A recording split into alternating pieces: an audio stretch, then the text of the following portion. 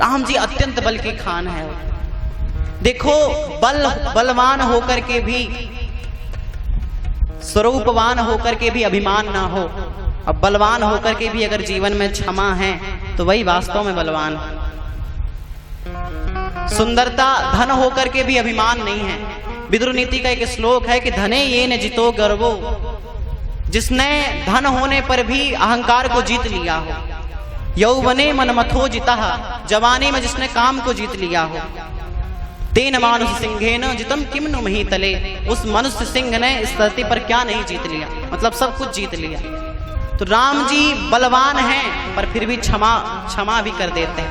राम जी क्षमा करते हैं। देखो हमारे शास्त्रों में लिखा है कि क्षमा उसे नहीं कहा जाता कि आप मान लो किसी पहलवान ने आपको 2 तमाचा मारे, कोई हट्टा कट्टा पहलवान आया और 2 तमाचा मार दिए, आप बड़े दुर्बल मरकटेल, अरे जाओ क्षमा कर दिए। अरे तुम कर भी क्या सकते हो, तुम अब कुछ बोलो तो वो और मारेगा।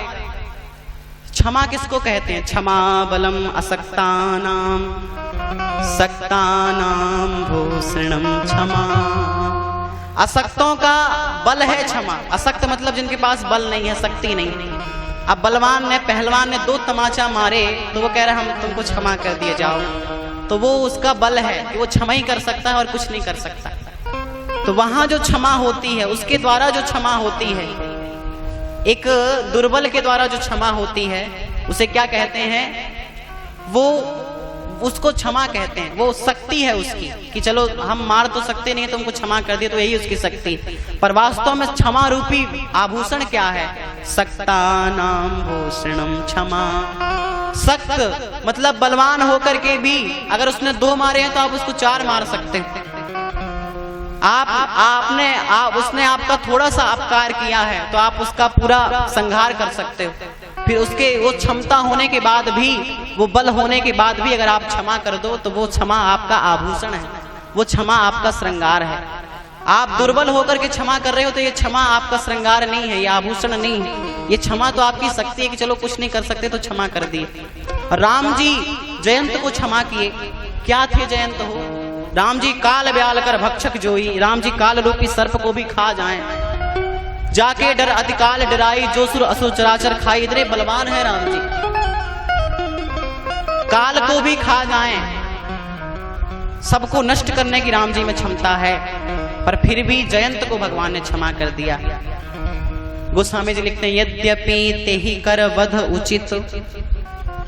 जयंत ने जो अपराध किया था उस अपराध का फल था कि उसका वध हो जाए, पर फिर भी राम जी ने उसको केवल 1 आंख उसकी नष्ट करके उसे छोड़ दिया। ये क्या था? ये राम जी की क्षमा। ये राम जी की क्षमा ही राम जी का श्रृंगार है। बलवान होकर के भी, शक्तिवान होकर के भी क्षमा कर देना, यही क्षमा मनुष्य का श्रृंगार है। तो राम जी ऐसे हैं, सबल हैं। साहिब सरल सबल साहिब रघुराजो, सरल सबल साहिब रघुराजो, सरल सबल साहिब रघुराजो। राम जी की सरलता देखो, सरल होना। राम जी अखिल ज्ञान के, संसार में जितना भी ज्ञान है राम जी एकमात्र उसके अधिष्ठाता हैं। विष्णु पुराण में लिखा है कि इस त्रिभुवन में, इस सारे धरातल पर ऐसा कोई व्यक्ति नहीं है जो सब कुछ जानता हो। सब कुछ जानता हो ऐसा कोई नहीं है। बहुत विद्वान होगा तो पंचर बनाना नहीं जानता, कई चीजें ऐसी हैं जो नहीं जानते। हर व्यक्ति सब कुछ नहीं जान सकता। न सर्वविद कश्चित् इहास्ति लोके नात्यंत मूर्खो भुवि चापि कश्चित्। इस संसार में ऐसा कोई नहीं जो सब कुछ जानता हो, और ऐसा भी नहीं है जो कुछ ना जानता हो। बहुत कुछ नहीं जानेगा तो पंचर बनाना जानेगा, कुछ ना कुछ तो जानेगा वो। तो नात्यंत मूर्खो भुवि चापि कश्चित्, ऐसा भी कोई नहीं जो कुछ ना जानता हो, कुछ ना कुछ तो जानता। तो ज्ञानेन नीचोत्तम मध्यमेन यो यद् विजानाति सतेन विद्वान। ये विष्णु पुराण के वाक्य हैं कि कोई कम जानता है, कोई ज्यादा जानता है, पर सब कोई नहीं जानता। पर राम जी क्या हैं? अखंड ज्ञान के स्वरूप हैं। ज्ञान अखंड एक सीतावर, ज्ञान एक सीतावर ज्ञान। राम जी ज्ञान अखंड एक सीतावर। राम जी एकमात्र ऐसे ज्ञानी है जो सब कुछ जानते हैं। यत्र त्रिसर्गो मृषा, जो सब जानते हैं। चार्थी सुभिज्ञ स्वराट, सभी अर्थों से अभिज्ञ हैं। राम जी सर्वज्ञ हैं। वो धर्मात्मा सत्य संधस्य रामो दासरथिर यथा।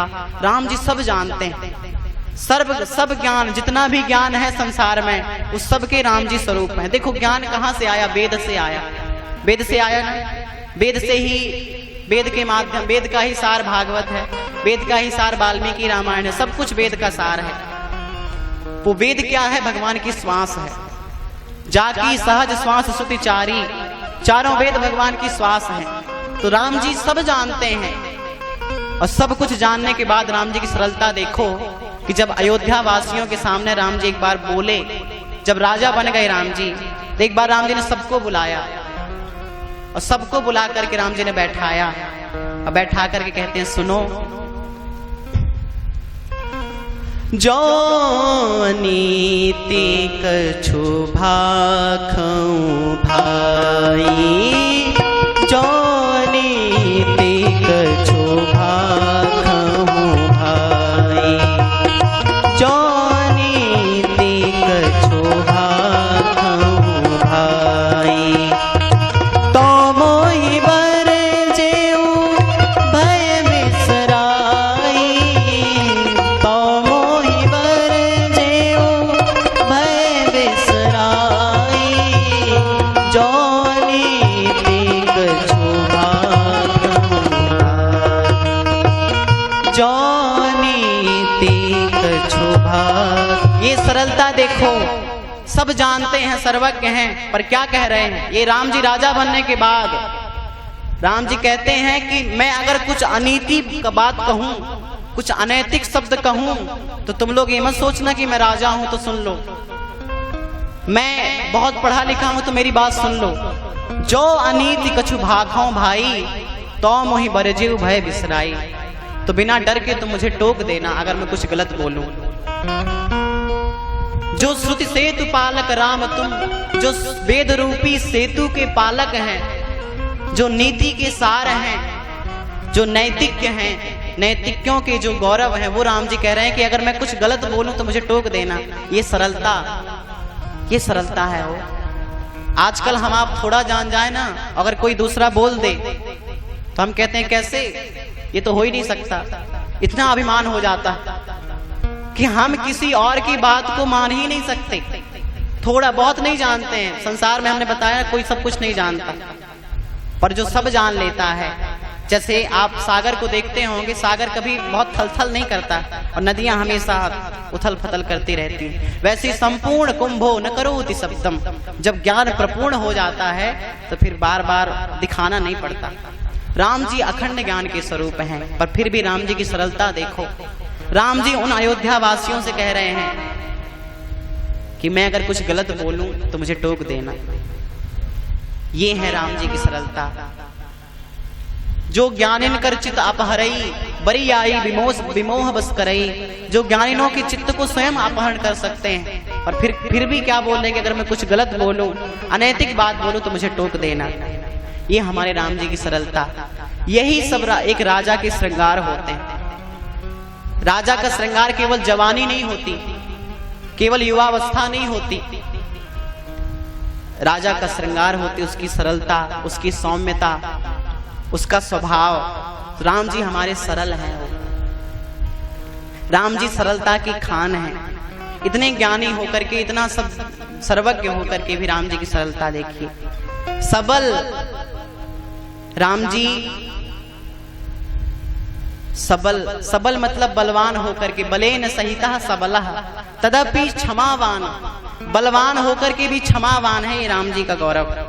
लोग अशक्त होकर के, शक्तिहीन होकर के क्षमावान बन जाते हैं। मान लो प्रधानमंत्री ने आकर के आपका घर चौपट कर दिया या आपकी पत्नी को हरण कर लिया, तो आप में इतनी क्षमता नहीं कि आप विरोध कर सकें।